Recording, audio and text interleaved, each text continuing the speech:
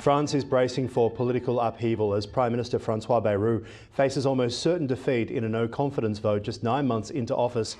Let's bring in Oz Sultan from Sultan Interactive Group. Oz, what has led us to this situation? Because from a borrowing and a lending standpoint, borrowers are now charging more to lend to France than they are to Greece.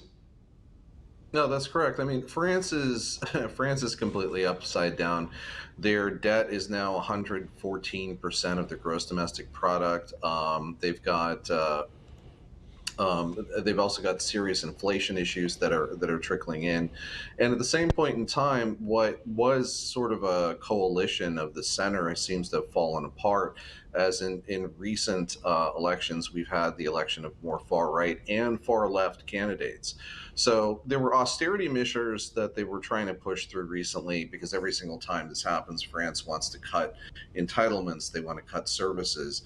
And that was pushed back upon by the coalition that actually holds the country together. So no confidence vote came, and it looks like the French government's going to fall apart today. What becomes next, where Emmanuel Macron fits inside of all of that, that's basically TBD, because they could call for snap elections as soon as tomorrow. All of this political upheaval sounds like what happened to King Louis XVI, of course, leading up to the French Revolution, where they kept having to cut. They kept bringing in different finance ministers who weren't able to actually achieve what they set out to achieve, leading to a lot of unhappiness. The French aren't famous for sitting around putting up with it. No, de Gaulle's Fifth Republic isn't doing very well.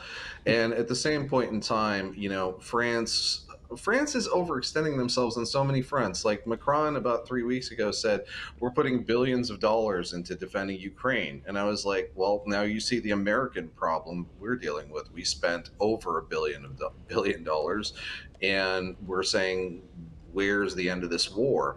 The Europeans themselves can't even pay for their NATO budgets, and now France really seemingly can't pay to service its own debt. So, it doesn't look very good in the near term, and longer term, they're going to have to figure a way out of this crisis. And I just don't know if there's leadership to do that. How significant is this no confidence vote for France's political stability? Because as you mentioned, we've been watching pretty closely over the past 18 months where France has had a seesaw of heading towards the right, particularly all areas outside of Paris, and now this as well. Where do you see the future going, and for Macron? Well, it's not going to be Le Pen. Le Pen's going up on trial in January. But I think that you've got a number of center-right to right-leaning leaders that could advance. But at the same point in time, this is a coalition government. It's France, So you could have a few left-leaning leaders that pop up. It's a bit of a wild card right now.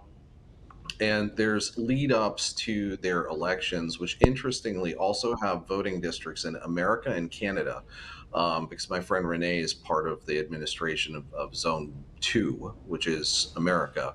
But they've got plenty of citizens here that vote. So it's really kind of unknown right now. I would say that if they go right leaning, they can more than likely clean things up. If they go left leaning, we may be back to austerity measures within 6 months.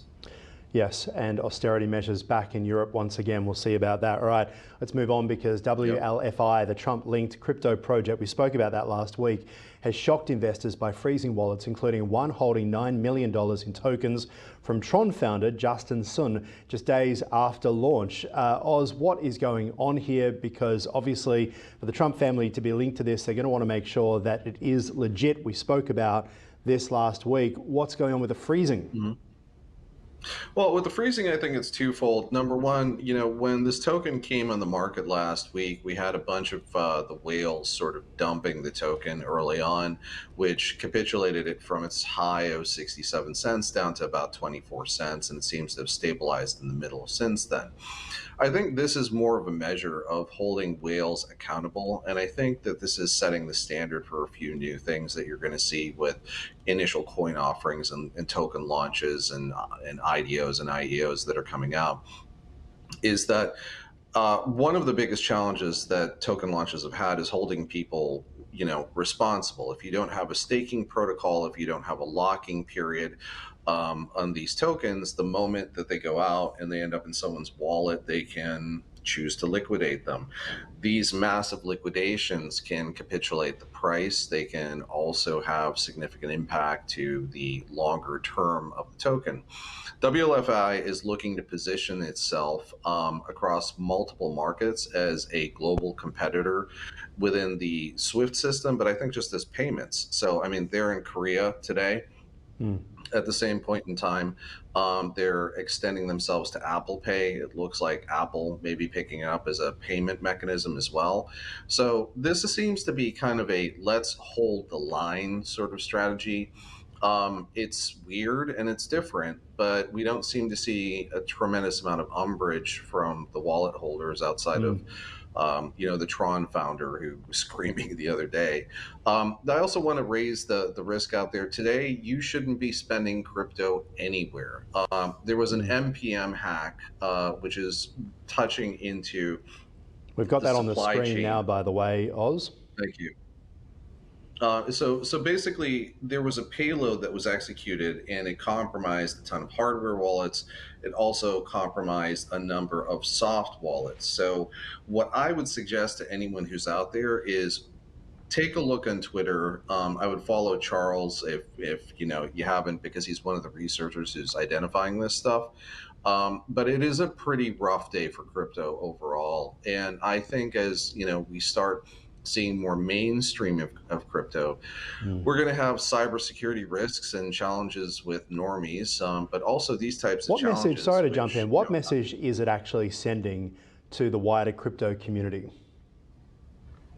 it's sending a message of better cybersecurity, better cyber hygiene, and for the love of God, let's start working on these protocols in less of a loose way. Yeah. A lot of this stuff, has recently, I've seen a bunch of projects that were vibe coded, meaning that they used AIs to code this stuff, and they themselves got hacked. I mean, the T app, which is a women's focused app on sort of kind of talking about what men have done or haven't done to them. Well, the entire platform was hacked because it was vibe coded, and they dumped not just the identities, but the driver's licenses of several million women in the United States. Yikes. So Mm. I think this is a bigger message, not just to the crypto community, but to Yeah. people who are vibe coding. And then also to your hardware providers of hardware wallets, that there's a new need for greater standards, greater security, and greater privacy inside of the expanding Mm. crypto arena. All right, well, Nokia and Supermicro are teaming up as well to power the future of AI, a new data center partnership designed to deliver faster, smarter, more efficient networks as well. Haven't heard the word Nokia for quite a while. You know what? They're still huge inside of the router business. They're in the back of your data centers, right? They compete with Cisco and Huawei. And when people found out that a lot of Huawei's technology was backdoored to the Chinese, Nokia became real popular again. Mm. Mm. Yeah, very much so. If only that CFO hadn't been hired by Nokia to keep those prices for a screen at $2, maybe it would have been a very different story for them. But how will AI optimized networking solutions change data center performance? Because at the moment, that's what we're all focusing on, and the US is building data centers. You've got Meta building a data center the size of Manhattan in the south there. Talk to us about the power for all of this, because obviously many of these countries are also making the green shift at the moment. How does it all work? So in America, what you're looking at is the data centers for HPC and AI. Are more than likely going to start looking at themselves as actual nodes within the overarching grid across America. Because in America, we have a huge challenge with an aging electric grid system.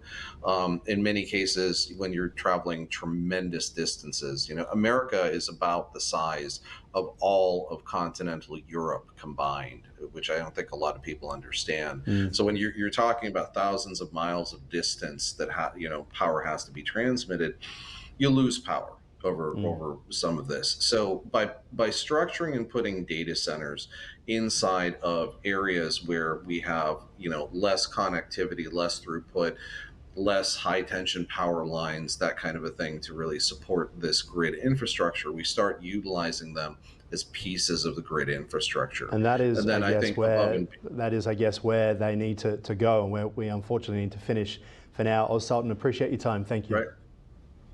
Thank you.